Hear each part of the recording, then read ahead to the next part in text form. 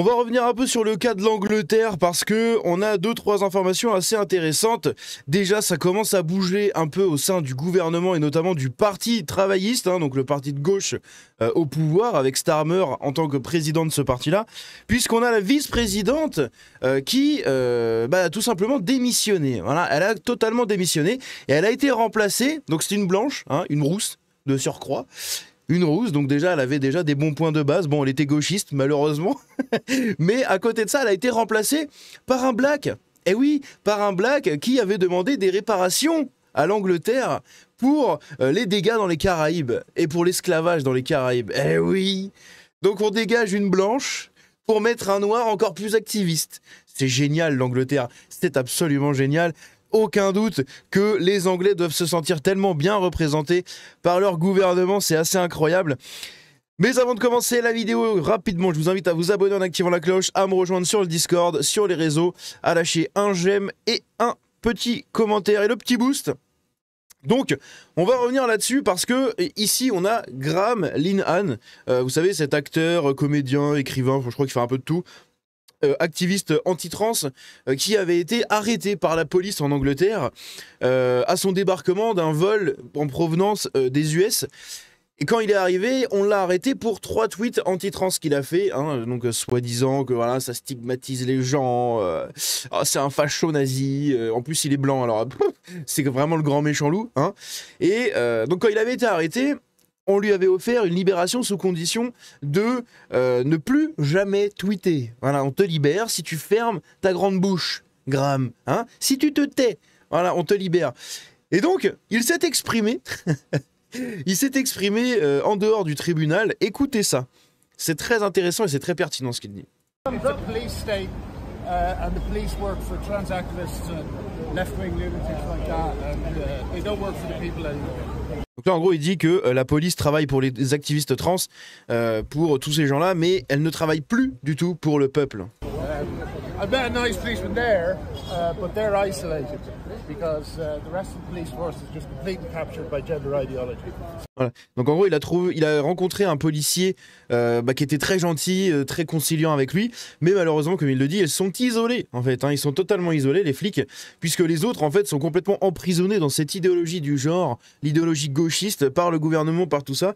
Ils sont tenus par les balls et certains n'ont même plus du tout de balls. So, yeah, I don't want to live here anymore because of that. Et voilà, la tristesse d'un truc très symbolique.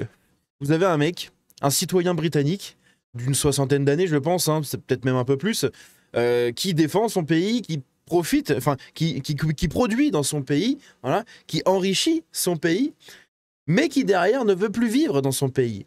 Il veut plus vivre dans son pays parce que il devient chassé par son propre pays, chassé par la police, chassé par les gauchistes, et voilà.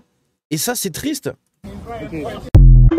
C'est triste et c'est quelque chose qui arrive dans énormément de pays. On en a beaucoup eu tout simplement aux États-Unis qui sont partis sous Biden et qui sont revenus sous Trump. Bizarre, c'est bizarre. Ici, regardez ça, encore une fois, des nouvelles agressions. Celles-là, je crois que je les avais jamais vues encore. Merde, hop. 6 migrants ont tiré et tué. Alors attendez, parce que DeepL fait encore des siennes, comme d'habitude. DeepL, c'est le grand ennemi de la chaîne, il faut savoir. C'est assez incroyable. 6 migrants qui ont abattu un jeune homme de 21 ans à Londres ont été condamnés à la prison à perpétuité. Ils ont ri au tribunal et ont déclaré qu'ils n'avaient aucun regret. Voilà, c'est génial. Et ça, des gens comme ça, on en a fait rentrer des milliers, voire même des millions. Eh oui, des millions sur 10, 20, 30 ans, 20 ans surtout. C'est quand même fou. Et là, on a donc cette dame-là, Angela Rayner, donc la vice-présidente du Labour Party, donc le parti travailliste, donc le parti de gauche au pouvoir sous Starmer, qui a donc démissionné. Voilà, elle a démissionné. On va voir un peu les raisons après et tout, mais elle était un peu dans des... Comment dire? Déjà, elle était très détestée des Britanniques. Il y en a beaucoup qui se sont foutus de sa gueule du coup depuis sa démission. Si on regarde les commentaires, voilà, on a ça, Call of Stamp Duty. Là, on a un mec qui a fait genre une fausse lettre qu'elle aurait rédigée pour sa démission.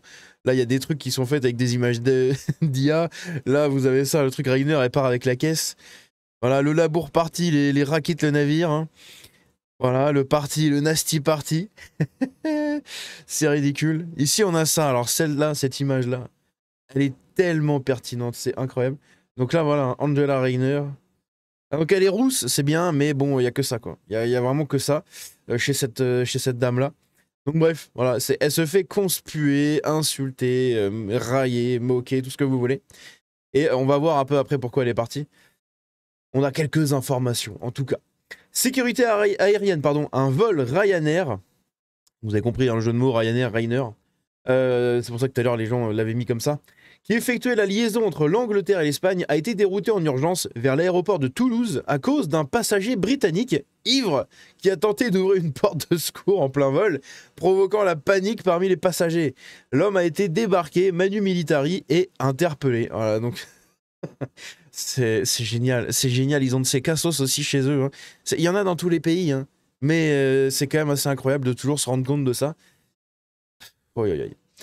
Ici, nous avons donc David Lammy. David Lammy, qui n'est pas notre ami du tout, hein, puisqu'il va jouer contre les Blancs, hein, donc contre les Britanniques, mais il va faire le beurre des Britanniques noirs. Hein. David Lammy devient le nouveau vice-premier ministre après la démission d'Angela Rayner. C'est l'homme qui a exigé des réparations pour l'esclavage aux Caraïbes. La Grande-Bretagne est en déclin rapide. Oui, eh oui. Ils ont viré une blanche, ou en tout cas ils l'ont fait démissionner, la blanche, pour la remplacer par un noir qui chiale à l'esclavage toutes les 3 secondes. Voilà. C'est beau. C'est magnifique, hein. Voilà, et les Anglais, hein, là, tu vois, quand tu t'appelles John là, ou Peter, tu te sens représenté de partout, quoi. C'est bien, c'est génial. T'as un gouvernement qui lutte contre toi, qui manipule la police pour qu'elle lutte contre toi également, et que ce soit le bras armé de ce gouvernement-là. Et derrière, en plus de ça, on te fout des gens à la tête de ton gouvernement, à la tête des organes représentants du peuple. On te fout des gens qui luttent contre toi, contre tes ancêtres, et qui te chient à la gueule H24 sous couvert de racisme, d'esclavagisme et de victimisation en tout genre, dans tous les sens. Ah, putain, mais sans déconner, c'est une honte. Alors ici, on a donc la nouvelle secrétaire de l'Intérieur, enfin la nouvelle ministre de l'Intérieur, en gros, hein, parce que c'est la secrétaire de l'Intérieur et tout, mais en gros, ça correspond à la ministre de l'Intérieur. Ici, c'est Shabana Mahmoud. Oui, bah oui, elle est britannique. Qui, en 2020, vous allez voir, on a d'autres informations, mais en 2020, elle était déjà dans les manifestations pour la Palestine. Elle était déjà très, très engagée dans les manifestations pour la Palestine, contre, évidemment, Israël. Et si on regarde juste ici... Hop là, merde, putain, DeepL, encore une fois, hop là. L'un des vols devait expulser Fabian Henry, ou Fabian Henry, condamné pour V sur mineur. D'autres vols auraient expulsé des criminels étrangers qui ont ensuite commis des meurtres au Royaume-Uni. Les vols d'expulsion, du coup, ont été annulés grâce à des recours de dernière minute déposés par des avocats spécialisés par les droits de l'homme, puisque elle était... bah oui, mais c'est pour ça, je suis con, j'ai pas pris le premier paragraphe. Vous allez mieux comprendre. Moi, je le sais, du coup, parce que je l'ai lu juste avant, mais pour vous... La nouvelle ministre britannique de l'Intérieur, donc Shabana Mahmoud, a co-signé en 2020 une lettre demandant l'arrêt des vols d'expulsion des criminels étrangers. Donc, elle manifeste pour la Palestine.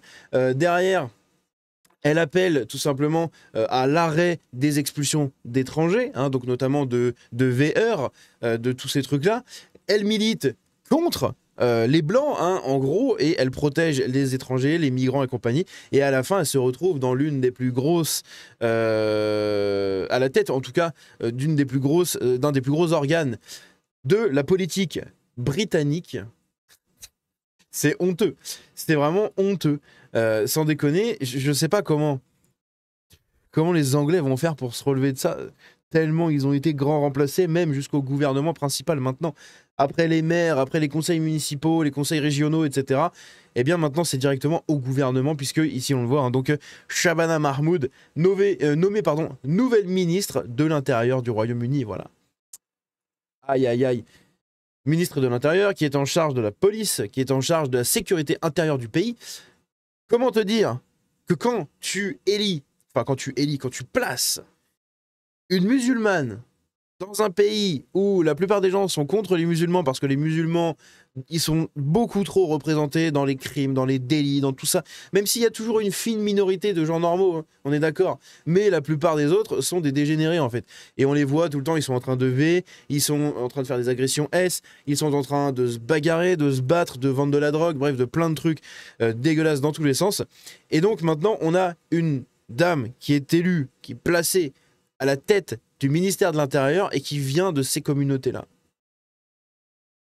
Comment vous dire que là, la justice anglaise, elle vient de prendre le dernier coup de massue qui lui restait à prendre, je crois, hein, honnêtement. Ça va être assez compliqué de pouvoir survivre à ça pour les Anglais. Ici, des migrants chassent des patriotes britanniques avec des couteaux, des marteaux et des haches. Et la police britannique laisse faire. Voilà, parce que quand vous allez avoir les migrants qui vont se défendre contre les méchants racistes blancs nazis britanniques, eh bien elle va donner l'ordre de ne rien faire à la police. Tout simplement.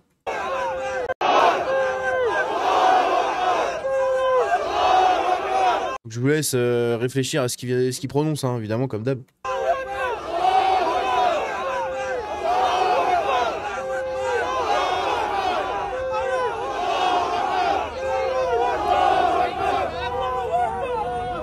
La police.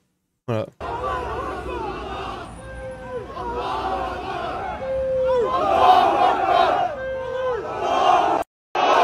Ça me fume en fait parce que tu sais, les Britanniques manifestent. Les Britanniques qui sont encore bien plus religieux que les Français, hein, bien plus croyants. En France, la religion a vraiment pris un sacré coup dans la tête, comparé aux États-Unis, en Angleterre ou dans le Royaume-Uni en général, où les gens sont encore vachement croyants. Mais donc ça fait que la plupart des patriotes sont énormément chrétiens et pour beaucoup sont croyants, pratiquants, etc. Est-ce que à un seul moment dans les manifestations, vous les avez entendus comment dire, prononcer, je sais pas moi, Jésus est grand, Jésus viens-moi en aide, Jésus machin. Non, non, c'est des manifestations contre l'immigration. La religion, elle a rien à faire dans ces manifestations-là de base. Eux, ils la portent. C'est-à-dire, les migrants qui essayent de se défendre pour l'immigration te chient à la gueule leur Allahu Akbar. Et c'est un truc de ouf. C'est un truc de ouf. Ils ont que ça à la bouche en fait. Ils ont que ça à la bouche. Dès qu'ils font un truc, Allahu Akbar. C'est un truc de malade. Franchement, c'est impressionnant. Vraiment, c'est impressionnant. C'est... Putain. Oh, le grand remplacement de l'Angleterre n'est pas qu'une théorie l'extrême droite, hein, n'est-ce pas? Alors ici, on a une histoire. Alors, on va lire ça, vous allez voir. Vous allez voir, accrochez bien vos oreilles et accrochez-vous à vos sièges ou à tout ce que vous faites actuellement parce que vous allez tomber de haut. Hein. Le Royaume-Uni a libéré l'un des terreaux islamistes les plus dangereux du pays. Mohamed Shah Jahan, 38 ans, avait été incarcéré en 2012 pour avoir planifié des attentats terreaux d'une grande envergure contre Boris Johnson, Big Ben et la Bourse de Londres. Malgré un échec de sa demande de libération conditionnelle en 2023, Shah Jahan a désormais été autorisé à sortir de prison à la suite d'un nouvel examen de son cas. Le ministère de la Justice a confirmé cette décision en déclarant « Cette décision a été prise par la Commission indépendante des libérations conditionnelles ». Une opinion s'opposant à la libération a été émise par le Lord Chancellor en septembre 2024. Hop, je prends juste la suite. C'est ouf, cette histoire-là, elle est dingue. Et la nomination de la première, de la ministre de l'Intérieur maintenant, bon, ça va de pair avec ce genre d'affaires. Hein. Après avoir examiné attentivement la décision de la Commission des libérations conditionnelles, il a été conclu qu'il n'y avait aucun fondement juridique pour demander un réexamen. Shah Jahan, originaire de Stoke-on-Trent, et son gang étaient depuis longtemps considérés comme une menace extrémiste majeure. Shah Jahan lui-même était qualifié d'Amir, donc le chef de la cellule de Stoke. Il était considéré par les services de sécurité comme un recruteur clé. Quelqu'un de dangereux, hein, que soit tu éteins la lumière, soit tu l'emprisonnes à vie, en fait, sans possibilité de sortir. Le groupe de Stoke était très actif dans la diffusion de son idéologie pervertie. Les enquêteurs estimaient que le groupe avait la capacité et la détermination nécessaires pour passer de la parole aux actes. La cellule de Stoke a été initialement associée à des extrémistes de Londres et de Cardiff dès 2010.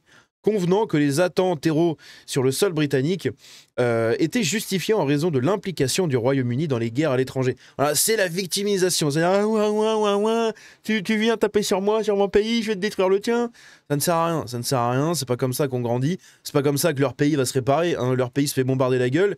Au lieu de tout faire pour virer leurs dictateurs qui font de la merde, essayer de mettre des gouvernements en place solides et intelligents, hein, chez qui tu branches les neurones et que tu essayes de relever un peu ton pays et de sortir la tête de l'eau, non, au lieu de faire ça, ils abandonnent tous leur pays, soi-disant, c'est voilà, leur pays, c'est mes racines, je le défendrai à la vie et à la mort. Ils l'abandonnent tous pour aller casser les couilles à tout le monde, dans le monde entier, c'est tout. Et pour qu'au final, les gens reviennent encore plus sur leur pays pour leur déglinguer la gueule. Parce que quand tu commences à faire des attentats un peu partout, bah après, tu attises la colère des armées des autres pays contre ton pays et toi. Donc en fait, c'est totalement débile. C'est débile, hein, c'est des demeurés, littéralement. Ils sont dans un pays, ils ont la haine parce qu'il y a des guerres. Au lieu de dire on fait tout pour stopper les guerres, parce que si on nous tape dessus à un moment, c'est peut-être parce qu'il y a des raisons derrière. Donc on fait tout pour se relever, pour relever la tête, sortir le pays, machin, bref, de le développer. Hein. Et comme ça, on met les doigts d'honneur à tout le monde, on devient l'une des puissances mondiales et on met tout le monde à l'amende, le pétrole, le machin, on encule tout le monde. Non, non, non, au lieu de faire ça, on laisse notre tas de gravats qui nous sert de pays pour aller foutre la merde dans les autres pays pour que les autres pays maintenant reviennent nous casser la gueule. Voilà, ah, c'est incroyable, hein. Ah, oui, ça marche bien, hein, ça marche bien. Les activités ont fait l'objet d'une surveillance intense et en 2012, ils ont finalement été démantelés lors d'une importante opération conjointe du MI5 et de la police, hein, du MI5. Hein. Ensuite, attendez, on était où? Merde, je me suis chié. Ah oui, là, voilà. Là, merde. Est-ce que je vais pouvoir tout prendre d'un coup ou est-ce que ça va faire trop de mots? DeepL, quand t'as la version gratuite, c'est 1200 mots, je crois. Ou 1500 mots, un truc comme ça, ou 1000 mots, que tu peux traduire à la fois. Donc à chaque fois, il faut sélectionner des petites parties. Lors de leur procès devant la cour royale de Woolwich, les juges ont estimé que ces hommes représentaient un risque tel qu'ils leur ont infligé des peines d'emprisonnement à durée indéterminée, donc perpètes. Mais ces peines ont été ensuite annulées en appel, ce qui signifie qu'ils pouvaient désormais prétendre à une libération à mi-parcours. En 2019, Shah Jahan a été libéré à mi-parcours de sa peine de 16 ans en vertu des règles de libération automatique. Mais il a été rappelé un an plus tard, après avoir enfreint les conditions de sa licence, lorsque son bracelet électronique a montré qu'il avait réussi à échapper à la surveillance pour rendre visite à sa femme. Son proche collaborateur, Ousmane Khan, a également été libéré prématurément et a assassiné 2 jeunes lors de l'attaque terreau de Fishmonger Hall en novembre 2019, celle au cours de laquelle le public a riposté sur le London Bridge avec une défense de narval. Khan a été abattu par la police après avoir mis un coup de couteau, Jack Merritt et Saskia Jones, 2 députés de Cambridge. Hussein, un autre membre du groupe, hein, voilà, que des gens de confiance, a également été libéré prématurément avant d'être à nouveau arrêté dans une affaire sans rapport avec celle-ci. La nouvelle de la libération de Shah Jahan a suscité une vague de colère, les détracteurs avertissant qu'il reste dangereux. Le député conservateur, Nigel Mills, avait précédemment déclaré « J'espère sincèrement qu'il ne sera pas libéré. Ousmane Khan l'a été et il a commis un horrible attentat. Il s'agit clairement d'un des hommes les plus dangereux du pays. » Voilà, c'est une personne de confiance. Hein, il a une gueule de porte-bonheur. C'est quand tu le vois, tu lui donnerais le bon Dieu sans confession, comme on dit, hein, n'est-ce pas? Bref, on va s'arrêter là-dessus pour cette vidéo-là. On reprendra le reste dans une prochaine vidéo, mais c'est vraiment, que voulez-vous, quoi? Que voulez-vous? C'est compliqué. C'est très très compliqué. La police qui lutte toujours contre les gens, contre son peuple, qui fait fuir des gens comme Graham Linehan. Et derrière, vous avez ces gens-là qui sont libérés de prison. Quand toi, tu dénonces ça, tu te fais taper par la police. Et en même temps, en face, tu te tapes des migrants qui crient et qui gueulent Allahu Akbar dans tous les sens, qui veulent te déglinguer. Mais la police ne fait rien, la police reste de marbre, hein, rien à foutre, voilà, cache-nez à foutre comme on dit. Et en plus de ça, maintenant on te nomme en tant que ministre de l'Intérieur, on te nomme quelqu'un issu de ces communautés-là, donc qui va forcément les défendre, puisque leur communauté, leur religion passe au-delà des États et des nations et des lois existantes, etc. Hein. C'est d'abord leur communauté, leur religion, leur culture, avant celle du pays d'accueil, donc ils en ont plus rien à foutre. Donc, ils viennent ici sous couvert de république, de machin, et c'est totalement la stratégie des frères musulmans et compagnie. Donc, c'est quand même assez ouf. En plus de ça, c'est une activiste engagée pour la Palestine, pour la défense des migrants, quand bien même ce sont des détraqués, des agresseurs, etc. Et maintenant, tu as la vice-présidente du parti de gauche qui démissionne, qui se fait remplacer par un black qui demande H24 la réparation en gros de l'esclavagisme aux Caraïbes, machin, dont il n'est même pas vraiment issu, je suis sûr. Bref, c'est totalement ridicule. C'est totalement ridicule et c'est l'état de l'Angleterre actuelle. Bref, après ce court résumé de ce qu'on a vu aujourd'hui, je vous laisse me dire ce que vous en pensez dans les commentaires. N'hésitez pas à vous abonner en activant la cloche, à me rejoindre sur le Discord, sur les réseaux. Tous les liens sont dans la description. N'oubliez pas le like, le commentaire, le partage, le boost. Très important pour le référencement. On se dit à la prochaine. C'était Django. Ciao.